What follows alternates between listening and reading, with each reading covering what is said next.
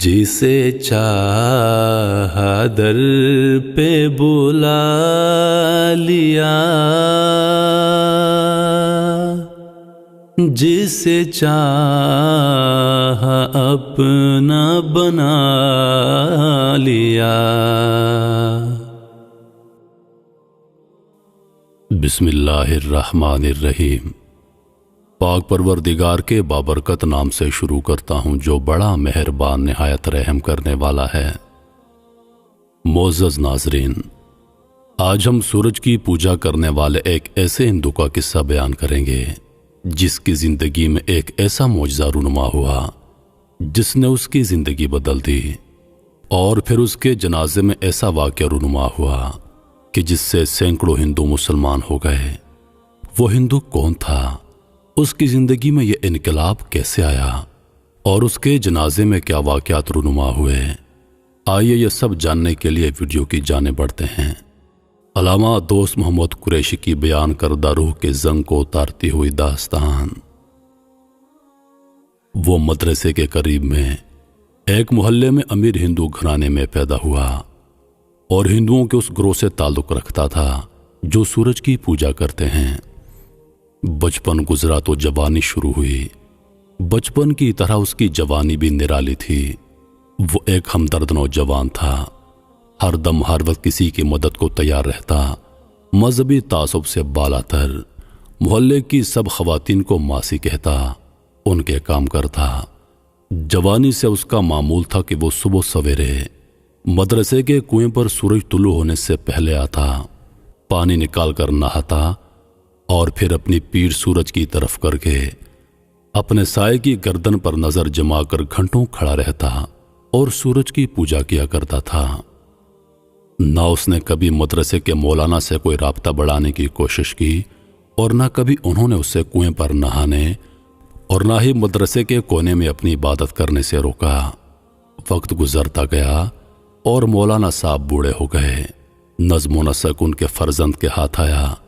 ادھر سوریہ مہاراج بھی، جو کہ ہندو تھا جن کا قصہ بیان ہو رہا ہے، وہ بھی عمر کے آخری دور میں داخل ہو چکے تھے، مگر معمولات میں کوئی ناغہ نہیں تھا۔ ایک دن بادل بنے ہوئے تھے اور سوریہ مہاراج نہا کر سورج کا انتظار کر رہے تھے، مگر بادل سورج کو دبوچے بیٹھے تھے۔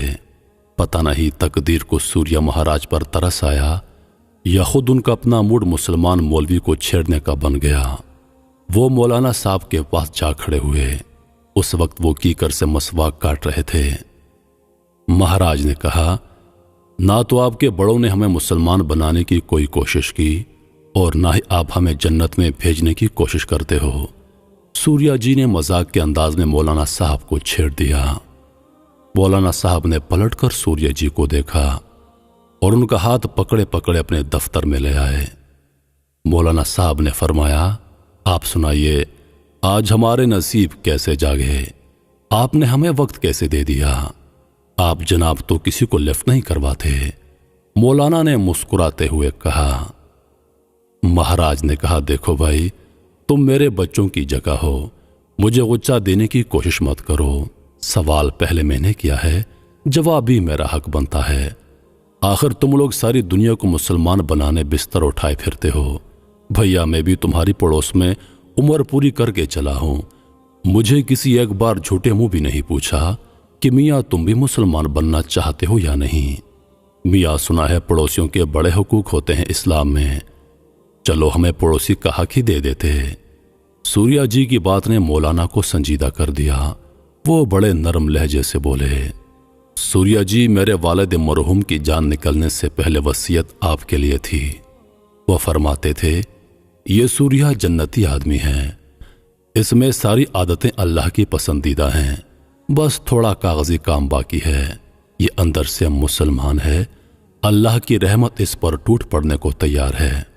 بس تم اس لمحے کے لیے تیار رہنا جب سوریہ جی میں اللہ کی محبت جاگے گی، اس وقت انہیں سنبھالنا تمہاری ذمہ داری ہوگی۔ مولانا کی بات سن کر سوریہ جی ہکا بکا رہ گئے۔ اچھا بھائی، تو مولانا مرحوم بہت پہنچی ہوئی ہستی تھے، ہمیں خبر بھی نہیں لگنے دی اور ہمیں پڑھتے رہے۔ خیر، مولانا نے پوچھا، سوریہ جی आज आप इबादत नहीं कर रहे।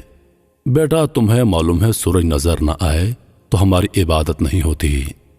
इस पर मौलाना बोले, अच्छा सूर्य जी, कभी आप आते हैं तो कभी सूरज दस्तयाब नहीं होता, कभी सूरज होता है तो आप बीमार होते हैं। आज आप दोनों मौजूद हैं मगर एक दूसरे को देख नहीं सकते। ये दरमियान में रुकावट किसने डाल दी है? बादल, सूर्य जी ने बड़े आहिस्ता से कहा।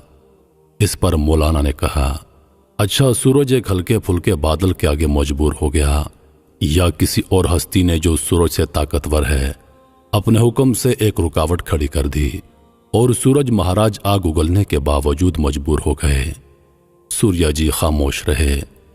अच्छा सूर्य जी, कभी ऐसा हुआ है कि आपके नागे से नाखुश होकर सूरज ने भी गुस्से से अगले दिन नागा कर दिया हो और तुल्लू होने से इनकार कर दिया हो? ऐसा कैसे हो सकता है? सूर्य जी ने पलटकर सवाल दाग दिया। ऐसा क्यों नहीं हो सकता? क्या सूरज देवता को गुस्सा नहीं आता या उससे आपके नागे की खबर नहीं होती? मौलाना ने नरमी से गुफ्तगू को जारी रखा। इस पर सूर्य जी ने बोला, गुस्सा भी आता है और उसी गुस्से से पनाह के लिए ही हम उनकी पूजा करते हैं और उन्हें हमारी पूजा की खबर भी होती है। मगर क्या? मौलाना ने बात को जारी रखा। मगर सूरज देवता मजबूर है कि वो तुलू हो, वो अपनी मर्जी से तुलू और गुरूब नहीं हो सकता। सूर्य जी ने एक सोचती हुई शक्ल के साथ जवाब दिया, महाराज, अगर देवता भी मजबूर होते हैं तो फिर हमारी मजबूरियां कैसे दूर करेंगे? एक मजबूर दूसरे मजबूर की क्या मदद कर सकता है? क्यों ना उसे मजबूर करने वाले से ही रुजू कर लिया जाए जो उसे तुलू और गुरूब करता है, बादल भेजकर उसकी धूप को लपेट देता है। सूर्य जी चुप रहे। मौलाना ने बात को जारी रखते हुए कहा, सूर्य जी, आपके पास छुट्टी करने का अख्तियार और इरादा है। सूरज के पास न छुट्टी का इरादा है और न ही उसके पास कोई अख्तियार है। सूर्य जी महाराज, आपको पता है, इसी इरादे और अख्तियार की बुनियाद पर तमाम कायनात और उसको संभालने वाले, उसका निज़ाम चलाने वाले मलाइकों को कहा गया कि आदम को सजदा करो, उसकी बड़ाई तस्लीम करो। आज कायनात में खालिक ने पहली साहिब इरादा, साहिब इख्तियार मखलूक को पैदा किया है। खुदा के बाद इरादे की मालिक एक हस्ती पैदा की गई और कायनात और उसको संभालने वाले फरिश्तों को आदम के कदमों में डाल दिया। जिस आदम की औलाद में से आप भी हैं और मैं भी हूं। आपने आज तक उस इरादे को इस्तेमाल नहीं फरमाया, अपने शर्फ को इस्तेमाल नहीं किया। इसे वैसे का वैसे ही रब के पास लेकर चले जाओगे सूर्या जी, और फिर उसे क्या मुंह दिखाओगे? उस सजदे की कीमत तो चुकाते जाओ जो उस अख्तियार के सदके फरिश्तों से कराया था। सूर्या जी हक्का बक्का मौलाना की बातें सुनते रहे। मौलाना साहब पर जलाल और जमाल की दोनों सिफात का गलबा था। कभी एक आ रही थी तो कभी दूसरी। लगता था उन्होंने अपने बुजुर्गों की बात पल्ले बांधकर खूब तैयारी कर रखी थी। सूर्या जी, आप बहुत नेक इंसान हैं। हम सब ने आपको बचपन से देखा हुआ है। शायद के मुसलमानों में भी आपसे हमदर्द, सखी और खुदा तरस इंसान मौजूद नहीं। मगर सूर्या जी, पेपर वर्क तो करना पड़ेगा। दिल के दरवाजे का ताला अंदर से खुलता है। अल्लाह ने सुन्नत बना रखी है। उसने नबियों के बाप, बेटियों और बीवियों को भी हिदायत नहीं दी जब तक कि उन्होंने दिल का दरवाजा खुद नहीं खोला। किसी के घर बगैर चाहे जाने से अल्लाह ने मना फरमाया है। उसका हुक्म है उसी के घर में जाओ जिस घर का मालिक मोहब्बत से तुम्हें बुलाए। फिर वो आपके अंदर बगैर उन्नस के, बगैर आपके बुलाए कैसे आ जाएगा? उसकी रहमत का समंदर आपकी चारपाई के गिर चक्कर काटता रहता है। सूर्या जी, बस जरा दिल की खिड़की खोलकर देखिए वो कैसे अंदर आता है। सूर्या जी उठकर चले तो लगता था वो जमीन पर नहीं, पानी पर चल रहे हैं। जमीन उनके पांव तले से खिसक गई थी। वो रात कयामत की रात थी। दिल में तूफान पैदा हो गया था। रहमत की झड़ी शुरू हो गई। सूर्या जी सारी रात रो रो कर माफिया मांगते रहे। वो डर रहे थे कि वो सुबह से पहले कहीं मर न जाएं, कहीं पेपर वर्क अधूरा न रह जाए। انہوں نے اللہ سے اپنی ساری نیکیوں کے عوض صبح تک جینے کی مہلت مانگ لی۔ آج انہیں زندگی کی قدر آ گئی تھی۔ صبح ابھی مدرسہ کھلنے کا وقت نہیں ہوا تھا کہ سوریہ جی مولانا صاحب کے گھر کے دروازے پر دستک دے رہے تھے۔ دروازہ مولانا صاحب نے خود کھولا۔ لگتا تھا وہ اسی بات کی توقع رکھتے تھے۔ سوریہ جی کی کیفیت سے لگتا تھا جیسے ان کا پورا وجود بول رہا ہو مگر زبان خاموش ہو۔ مولانا صاحب نے ان کا ہاتھ پکڑا اور اپنی بیٹھک میں لے گئے۔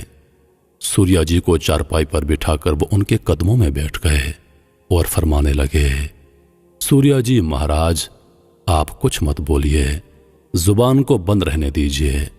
آج خود اللہ آپ کے وجود کو پڑھ رہا ہے۔ وہ آپ کی دعوت قبول کر کے آپ کے دل میں آ چکا ہے۔ سوریہ جی، میں اسی کے احترام میں آپ کے قدموں میں بیٹھا ہوں۔ زاروں قطار روتے سوریہ جی کو انہوں نے خوب رونے دیا۔ وہ جانتے تھے ہر مسلمان ہونے والا پیدا ہونے والے بچے کی طرح روتا ہے، اور یہ صحت کی علامت ہے اور جان کی علامت ہے۔ پھر اپنے ساتھ ناشتہ کروایا اور مدرسے کے تمام طلباء کے سامنے اسلام قبول کروایا گیا۔ عبداللہ نام منتخب کیا گیا اور اسلام قبول کرنے کے 10 دن بعد عبداللہ بھائی بس ایک بخار میں ہی اللہ کو پیارے ہو گئے۔ واقعے کی تفصیلات بیان کرتے ہوئے علامہ دوست محمد قریشی فرماتے ہیں، عبداللہ کے جنازے پر لگتا تھا ایک ہجوم امٹ پڑا ہے۔ ایک تو وہ خود نیک انسان تھے، بلا تفریق مذہب و مسلک کے ہر ایک کے کام آنے والے۔ اوپر سے جو اکرام مسلمانوں نے ان کا کیا، اس نے ہندوؤں کے دلوں میں محبت کا طوفان بھر دیا۔ لوگ ان کی چارپائی کو کندھا دینے ٹوٹ پڑے۔ جنازہ شروع ہوا تو اعلان ہوا کہ جنازے میں تاخیر کی جائے، کئی ہندو بھی مسلمان ہو کر جنازے میں شرکت چاہتے ہیں۔ شیخ الجامع نے کہا کہ جو مسلمان ہونا چاہتے ہیں وہ صفوں میں کھڑے ہی ہمارے پیچھے شہادتین دہرا لیں، باقی کام بعد میں رہیں گے۔ بہت سارے ہندوؤں نے جب شہادتین کا ورد شروع کیا تو جن کی نیت شاید مسلمان ہونے کی نہ بھی تھی، وہ بھی جذبات میں بہہ گئے۔